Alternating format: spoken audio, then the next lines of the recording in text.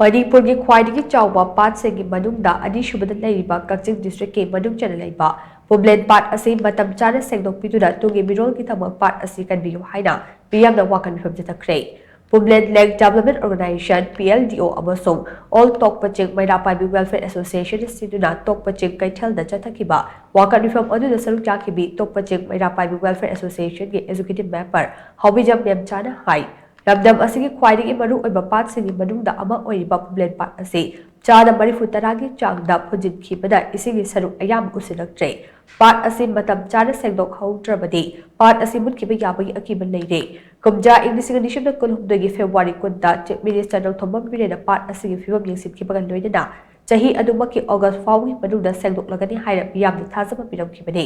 irang asida maram oiraga pat asi sengdokpa ngamkhidabani adum oinamak Chief Minister Thomam Birena miyamna piramkhiba thajaba sing adu thabakta othorakani haibagi thajaba pat asigi akoibada khundariba miyamda leiri hainasu bahana makha tana fonokhe Pumlen Pat asigi akoiba da tariba mioi singi awabasi ubiraga Pumlen Pat asibu honorable CM na athubada miyeng changbiyu aduga loinana mafam asigi pat asibu sengba open water ama ohenbiyu haina honorable CM ni mafam da haijari loinana pat asigi mapal tangduna pat asidagi lakpa income na ekoigi isa isu mayam ama akoibada tariba praja singna semjaribani aduna honorable CM na athubada pat asibu miyeng changbiyu